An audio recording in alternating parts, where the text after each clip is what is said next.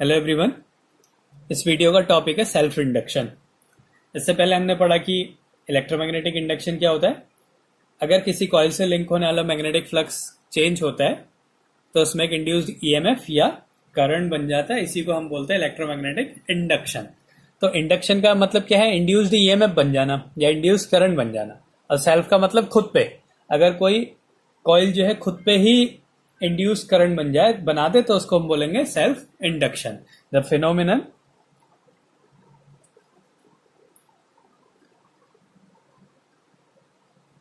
according to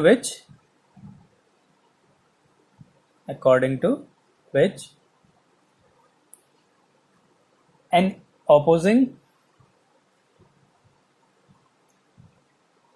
induced EMF is produced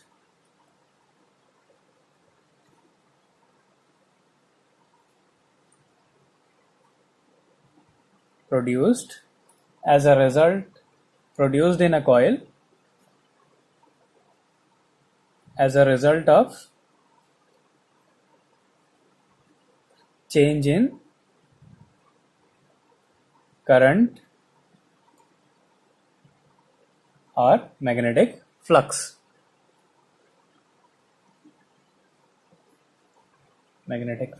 linked with the coil.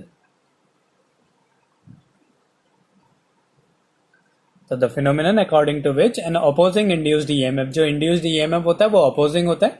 ये Faraday का second law था। तो opposing induced EMF is produced in a coil. और कैसे induce होता है?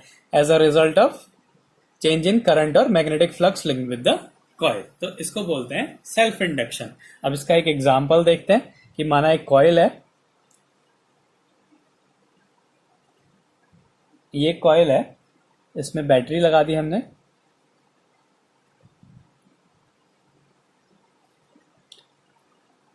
बैटरी लगाने के बाद इसको एक रियोस्टेट से कनेक्ट कर दिया, ऐसे हमने एक कर दिया कनेक्ट। इसमें एक की भी लगी है, ऐसे कनेक्ट कर दिया। अब हमने क्या करा? इसके रेजिस्टेंस को डिक्रीज करा, इसको इधर को शिफ्ट करा। तो क्या होगा? अगर रेजिस्टेंस डिक्रीज होगा तो करंट की वैल्यू इंक्रीज हो जाएगी। अब इसमें क्या हो रहा है? इस रेजिस्टेंस को डिक्रीज करने से इस कॉइल में जो करंट फ्लो हो रहा है उसकी वैल्यू इंक्रीज हो रही है। तो करंट में अगर चेंज होता है तो क्या होगा? इसमें एक इंड्यूस्ड ईएमएफ बन जाएगा। और उस इंड्यूस्ड ईएमएफ की डायरेक्शन ऐसी होगी कि इसमें जिसके कारण ये इंड्यूस हो रहा है उसी का अपोज करेगा। इसमें करंट किसके कारण बन रहा है? कि इसके रेजिस्टेंस को चेंज करा, तो इसमें करंट इंक्रीज हुआ। तो इंड्यूस्ड करंट जो इसमें बनेगा वो ऐसे बनेगा कि इसमें जो करंट इंक्रीज हो रहा है उसी को डिक्रीज करेगा, क्योंकि इसमें जो मैग्नेटिक फील्ड जो चेंज हो रहा है, फ्लक्स जो चेंज हो रहा है, वो किसके कारण हो रहा है? करंट के इंक्रीज होने के कारण हो रहा है। तो इसमें जो इंड्यूस करंट बनेगा वो क्या करेगा? उसके इंक्रीज होने का अपोज करेगा। तो अपोज करेगा का मतलब क्या है? उसने डिक्रीज करना पड़ेगा। तो इसमें करंट की डायरेक्शन ऐसे फ्लो होने लग जाएगी। तो ये क्या हो गया? Self induction. इस कॉइल में खुद ही जो है इंड्यूस्ड ईएमएफ बन गया, इसको बोलेंगे हम सेल्फ इंडक्शन। और हमें प्रैक्टिकली ये पता है चलता है कि जो फ्लक्स होता है वो उसमें फ्लो होने वाले करंट के डायरेक्टली प्रोपोर्शनल होता है। अगर कॉइल में एन टर्न्स हैं तो जो एन फाई होगा ये डायरेक्टली प्रोपोर्शनल होता है आई के। अब प्रोपोर्शनैलिटी के साइन को हटा के कांस्टेंट यूज करते हैं, कैपिटल एल इक्वल्स टू आई। जो ये एल है इसको बोलते हैं कोफिशिएंट ऑफ सेल्फ इंडक्शन। तो इधर से अगर हम इसकी वैल्यू निकालें, कोफिशिएंट ऑफ सेल्फ इंडक्शन, और इस कोफिशिएंट ऑफ सेल्फ इंडक्शन की वैल्यू होती है एन फाई अपॉन आई। अब अगर इसका जो यूनिट होता है वो होती है Henry.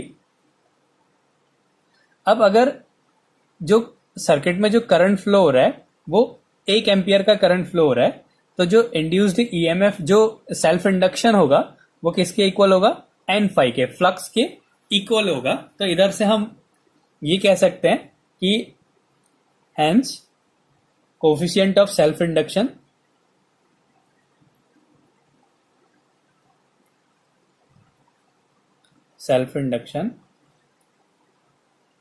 of a coil is equal to number of flux linked with the coil when unit current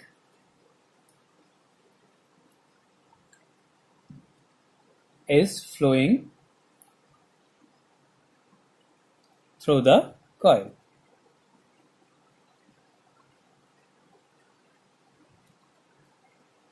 तो अगर कॉइल में जो है यूनिट करंट फ्लो हो रहा है तो उसका जो सेल्फ इंडक्शन कोफिशिएंट ऑफ जो सेल्फ इंडक्शन होगा वो उसमें जो number of flux link with the coil होगा उसके इक्वल होता है. अब हमें जो पता है कि फैराडे का लॉ होता है E equals to minus N D phi by D T. ये फैराडे का लॉ है.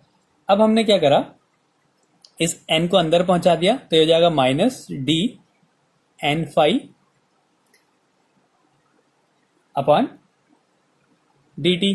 तो अगर हम यहां से एन फाई की वैल्यू निकालें तो क्या आ जाएगा, L into I. N phi equals to L I. तो हम इसकी जगह लिख सकते हैं E equals to minus D over D T. N phi की जगह हमने लिख दिया एल आई. इस ये जो कोफिशिएंट ऑफ सेल्फ इंडक्शन है इसको बाहर निकाल दिया तो हो जाएगा minus L D I upon D T. तो यहां से अगर हम एल की वैल्यू निकालें तो हो जाएगा minus E upon D I upon D T.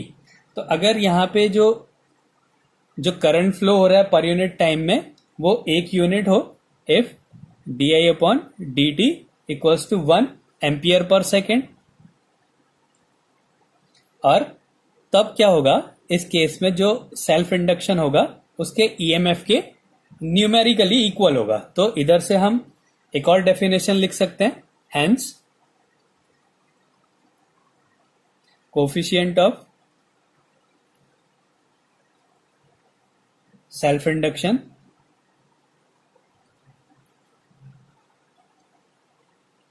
Of a coil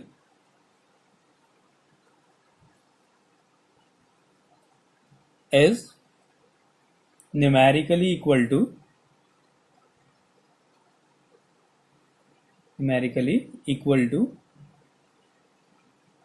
the EMF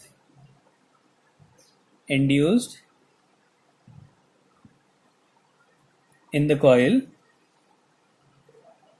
when rate change of current in the coil is unity. Rate change of current in the coil is unity. Current in the coil is unity. तो यहां से ये एक और definition इसकी बन सकती है. फिर इसके बाद अगर 1 हेनरी को डिफाइन करो कहेगा तो उसके लिए क्या करना है, हमें 1 हेनरी की अगर डेफिनेशन लिखनी है, thus self induction of a coil is 1 Henry when an induced EMF, इसकी वैल्यू अगर हम 1 कर दें, when an induced EMF of 1 volt is set up in the coil due to a current changing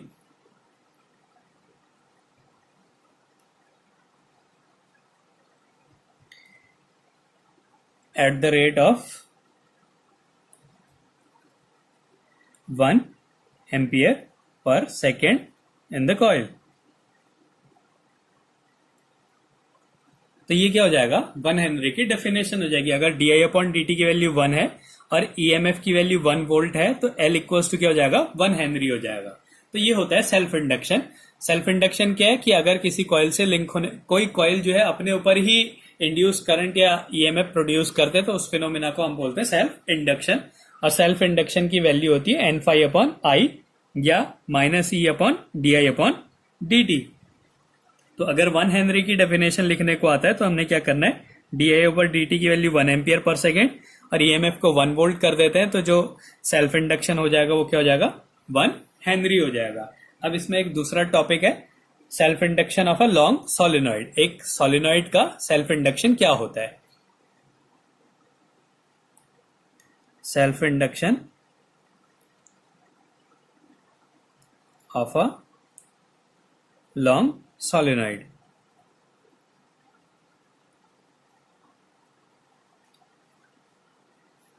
तो एक solenoid है, ये एक सोलिनॉइड है जिसकी लेंथ L है, इसमें करंट फ्लो हो रहा है I, इसमें जो नंबर ऑफ टर्न्स हैं वो N नंबर ऑफ टर्न्स हैं इसके। तो ये इसकी कंडीशन हम ले रहे हैं कि एक कॉइल है जिसका लेंथ L है, इसके नंबर ऑफ टर्न्स N है और इसमें करंट फ्लो हो रहा है I।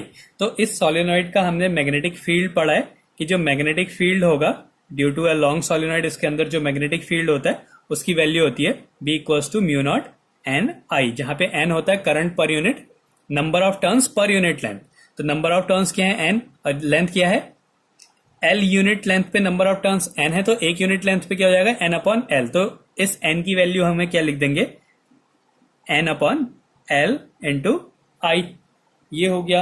अब हमें पता है कि जो मैग्नेटिक फ्लक्स होता है उसकी वैल्यू होती है बी ए, जहां पे बी क्या है, मैग्नेटिक फील्ड है।